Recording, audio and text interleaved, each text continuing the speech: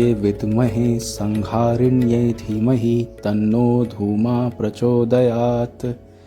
आप सभी दर्शकों को मेरा बहुत बहुत नमस्कार एवं प्रणाम। आप सभी का स्वागत है हमारे चैनल सनातन टॉक्स एवं शुभ ट्रिप पर।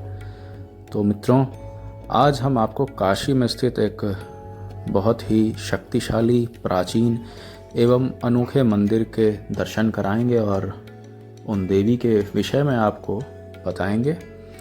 और जैसा कि आप सब जानते हैं कि 10 महाविद्याओं में 7वां जिनका नंबर आता है वो है हमारी माँ धूमावती।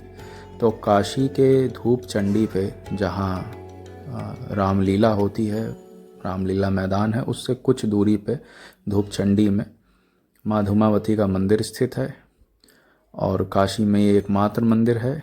इसके अलावा आपको ये मंदिर जो है कि मध्य प्रदेश में भी धूमावती माता का मंदिर मिलेगा। और जैसा कि आप जानते हैं कि माँ धूमावती की पुराणों में कुछ कथाएं हैं, जिनमें से 2 प्रचलित कथाएं हैं, प्रमुख कथाएं हैं। पहली तो ये कि एक बार जब माँ धूमावती या माँ सती को बहुत तेज़ भूख लगी थी और वो हिमालय पे भगवान शंकर के साथ विचरण कर रही थी। उस समय उन्होंने बोला कि उन्हें भूख लगी है और उन्हें भोजन करने की इच्छा है। तब महादेव ने उनसे बोला कि अभी भोजन का समय नहीं है और अभी भोजन हो भी नहीं सकता, दुर्लभ है। तो उस समय माँ सती ने बोला कि ठीक है, फिर मैं आपको ही निगल लेती हूँ। तो भूख से व्याकुल माता ने भगवान शिव को ही निगल लिया। फिर भगवान शिव ने, जो कि आप जानते हैं कि वो सर्वज्ञ हैं और उनसे छुपा कुछ भी नहीं इस संसार में, इस जगत में, तो उन्होंने भी एक लीला में माता का साथ देते हुए उनसे अनुरोध किया कि कृपया आप मुझे मुक्त कर दें।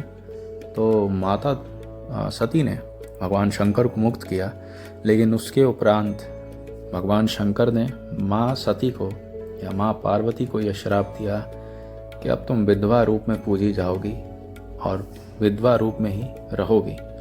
तब से माँ धूमावती का प्राकट्य होता है।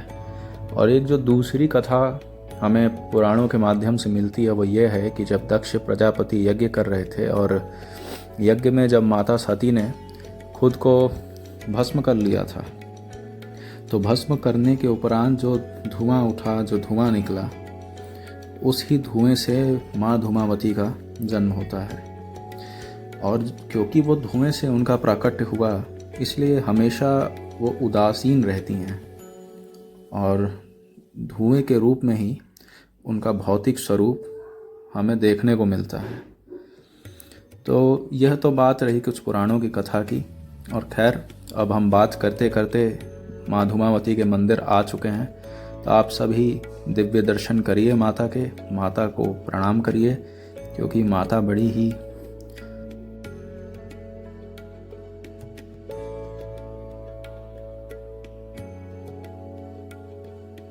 कृपालु एवं दयालु हैं। तो अब इसी के साथ हम आपको एक और तथ्य बताते हैं कि हर साल माँ का एक प्राकट्य दिवस कहिए या माँ की जयंती मनाई जाती है। तो आप सभी को मैं बता दूं कि ज्येष्ठ मास के शुक्ल पक्ष की जो अष्टमी तिथि आती है, उसमें प्राकट्योत्सव माता का या फिर उनका एक प्रकार से उनकी जयंती मनाई जाती है। इस वर्ष भी मनाई गई थी। और आप सब जैसा कि जानते हैं कि 10 महाविद्याओं में से 7वीं जो शक्ति हैं, जो माता हैं, वो उग्र स्वरूप, वही माँ पार्वती का जो उग्र स्वरूप है, उसे ही माँ धूमावती के नाम से जाना जाता है। और इन देवी की जो साधना है कि भक्तों को बड़ी से बड़ी बाधाओं से लड़ने की शक्ति देती है और सभी दुखों का नाश भी करती हैं। तो माता बड़ी कल्याणकारी भी हैं। और माँ की जयंती पे जो मैंने अभी एक गायत्री मंत्र माता का पढ़ा था, उसी के साथ और भी कई मंत्र हैं, बीज मंत्र हैं, उसके साथ यज्ञ का मंत्र अलग है। तो जो मंत्र हैं आदि सभी मंत्रों का आप जो है कि जप कर सकते हैं, उससे होम यज्ञ कर सकते हैं। लेकिन यदि आप रुद्राक्ष की माला पे जप करते हैं माँ के बीज मंत्र का, तो इसका सबसे ज़्यादा फल बताया गया है। और माला की संख्या 21, 51 या 108 रहे तो उत्तम है। और आपको देवी के कुछ महामंत्र हैं और कई सारे मंत्र हैं जो मैं अब आपको बताता हूँ कि क्या क्या हैं। एक तो है धूम धूम धूमावती ठह ठह, और दूसरा मंत्र है ओम धूम धूम धूमावती देव्यै स्वाहा। ये जब आप होम करें तो इस मंत्र का आप प्रयोग करें। और इसी के साथ ओम धूम धूम धूमावत्यै फट, एक ये मंत्र। और सबसे पहले जब ये वीडियो में हमने शुरू किया तो उसमें गायत्री मंत्र जो माता का है वो आपको सुनने को मिला था, ओम धूमावत्यै विद्महे संघारिण्ये धीमहि तन्नो धूमा प्रचोदयात्।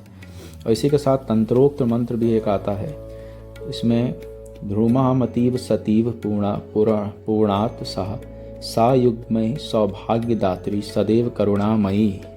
तो मंत्र में ही बताया गया कि माँ जो है करुणामयी है और करुणावान के साथ साथ सौभाग्य को देने वाली हैं। तो आप समझ सकते हैं कि माता का कितना ज़्यादा महत्व है। और ये मंदिर बड़ा ही मतलब इसकी संख्या आपको बड़ी देश भर में बड़ी कम मिलेगी, एक के दो के मंदिर ही हैं और काशी में भी एक है। तो आप यहाँ जो साधक हैं, जो उपासक हैं 10 महाविद्याओं के, वो तो इस मंदिर में अवश्य आए, दर्शन करें एक बार। रामलीला मंचन हो रहा है यहाँ। और 10 महाविद्या श्रृंखला देखने के लिए हमसे जुड़े रहें। नमस्कार।